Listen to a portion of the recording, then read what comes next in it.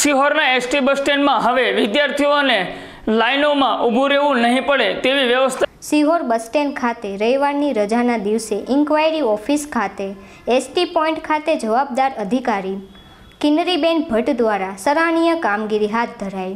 Sihor bus stand ખાતે ગ્રામ્ય વિસ્તારની વિદ્યાર્થી ભાઈઓ બહેનો સ્કૂલ કોલેજ શરૂ થાય ત્યારે વહેલી સવારે ઇન્ક્વાયરી ઓફિસ ખાતે વિદ્યાર્થી મુસાફરી પાસ માટે મોટી કતારો થતી હોય છે, જેને લઈ સિહોર તાલુકાના 17 ગામડાઓ અને આશરે 3000 વિદ્યાર્થીઓના મુસાફરી પાસ માટે તેઓએ આગોતરા આયોજન સાથે સિહોર શહેર તેમજ ગ્રામ્યના શાળાઓ આગેવાનો સરપંચ ગ્રામ્યમાં રહેતા એસટીમાં નોકરી કરતા સ્ટાફના સહકાર સાથે વિદ્યાર્થીઓના અભ્યાસ સમય ન બગડે તે માટે આયોજન રૂપે કામગીરી હાથ ધરવામાં આવી હતી।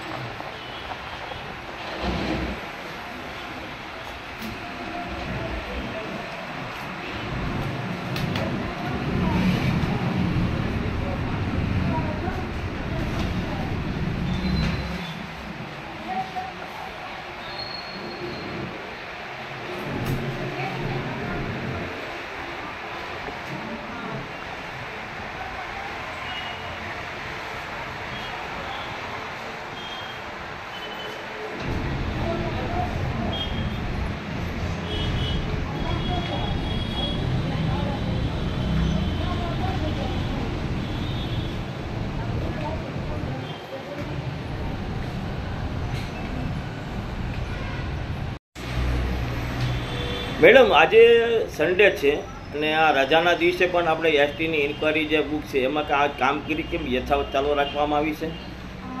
ભાઈ, આ વખતે એસટીએ વિદ્યાર્થીઓને લાઈનમાં ન ઊભા રહેવું પડે, ગ્રામ્ય વિસ્તારની બસો ઓછી મળતી હોય, વિદ્યાર્થીને ભણતરમાં સપોર્ટ થઈ શકે એટલે અમારા ઉપરી અધિકારીઓના માર્ગદર્શન હેઠળ એવું નક્કી થયેલું કે સ્કૂલની મદદથી જે તે ગ્રામ્ય વિસ્તારના આગેવાનો અથવા તો એના માતા પિતાઓ, સ્કૂલના આચાર્યો દરેકની મદદથી ડોક્યુમેન્ટ મને ભેગા કરીને અહીંયા મળે છે, જે હું અત્યારે મારા ઓફિસની અંદર બતાવી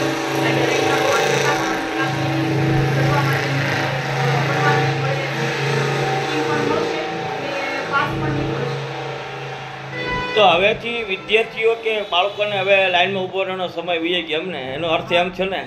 હા સાહેબ, આ વખત તો ખૂબ સારો સપોર્ટ મળ્યો અમને આચાર્યશ્રીઓનો, જે મેટા ગર્લ્સ હાઈસ્કૂલ એની સાથે અમારા સ્ટાફ જે ગ્રામ્ય વિસ્તારમાં રહે છે એવા, અને શક્ય ન લાગે તો એક વસ્તુ કહેવાની કે માતા પિતા પણ એની શેરીના 5 બાળકો હોય તો 5ના પણ ડોક્યુમેન્ટ મને કમ્પ્લીટ કરીને આપે છે।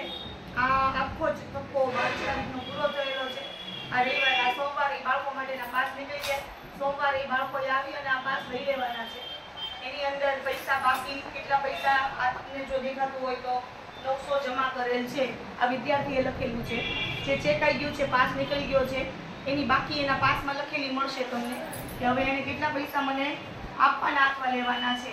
હવે એને મને જે 900 આપ્યા હતા એમાંથી મારે એને પરત કરવાના છે 40 રૂપિયા જ વિદ્યાર્થી છે, બરોબર। આ રીતનું કામ અત્યારે અમને કરવા માટે સાહેબની મદદ મળે છે, જેમાં સુથાર સાહેબ, એટીઆઈ મુસ્તાકભાઈ સાહેબ, એટીઆઈ સુધીરભાઈ સાહેબ, એટીઆઈ કુલદીપસિંહ, એટીઆઈ ભરતભાઈ જોટાણા, આ તો જે હું ફ્રિકવન્ટલી જેમની સાથે સંપર્કમાં છું પણ છતાં પણ જેને હું સીધી સંપર્કમાં નથી એવા ડીસી સાહેબ, પછી ડીડીઓ મેડમ સાહેબ, બરાબર, પછી યોગિતાબેન ભટ્ટ છે કે દિલીપસિંહ છે કે સુકુબા છે, નરેન્દ્રસિંહ છે, ચયુબા છે, આવા દરેક તમે જે કહો ને એવા તમામ ભાઈઓને સંપૂર્ણ મદદ મળી છે મને। જો સાહેબ એક વસ્તુ કહું ને કે હું પોતે દીકરી ને મારે પણ દીકરી, હવે તમે સમજી શકો છો સતત ઊભા રહેવું, થોડું બીજું કે ગ્રામ્ય વિસ્તારમાં સ્ટાફ ઓછો છે એટલે ઓછી બસોમાં પૂરું કરવાનું છે. તો વિચાર્યું કે ભાઈ સ્ટાફ નથી અને કોઈ હેરાન ન થાય તો શું, એટલે પછી માતા પિતા ઉપર આ જવાબદારી આપી, વાલી ઘરે સહી કરાવી લે એટલે એ લોકોને જે નિયમિત અમે બસો ફાળવેલી છે ને તો વિદ્યાર્થી સમયમાં એ જતા રહે. સપોઝ કે 12 વાગ્યાના ઊભા હોય, 2 વાગ્યાનો પાસ નીકળે, 2 પછી બસ જ નથી તો એ બાળક શેમાં જશે? તો એ 12 વાગે જતો રહે, પાસ એનો હશે ને આવતીકાલે એના સમય આવી નહીં જાય. That's all.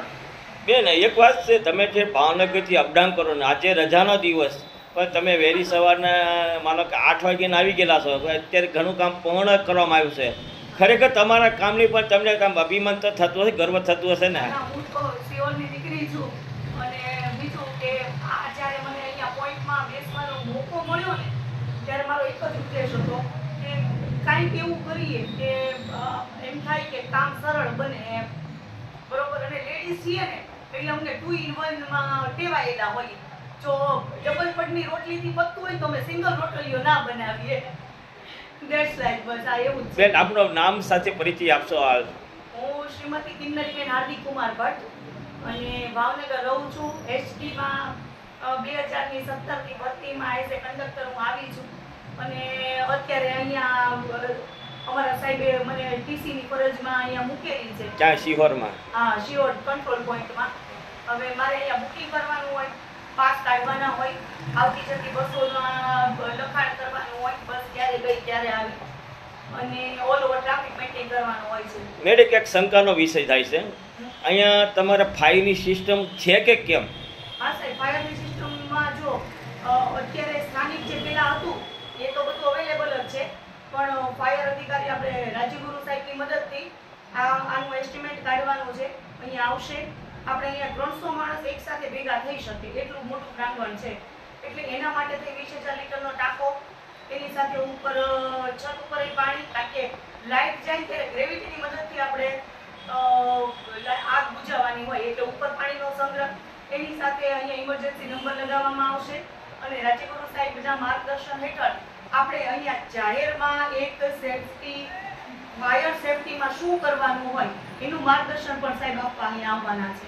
મેડમ આપણી અધ્યક્ષાને પાછો બીજો એક કાર્યક્રમ પોલિયાનો રાષ્ટ્રીય કાર્યક્રમ થઈ ગયો, એ પણ એક ગર્વની વાત છે કે તમારે એક સ્ત્રી સશક્તિકરણની અંદર ડબલ કામ શિહોરમાં થઈ આ વધારે શું કહેવા માંગે છે? ના ના, એમાં એવું છે બધા જાણીતા જ હતા અને બહેનો પણ જાણીતી એટલે બાળકો આવે બેસીએ ને ખાય એટલે બધું.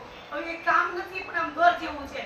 કેમ કુકરમાં શાક બનતું હોય, એની આ કપડાં ધોવાતા હોય, બરોબર, એટલે બધું મિક્સર છે એટલે ઓલ ઇન વન મજા આવે એવું છે. ઓકે.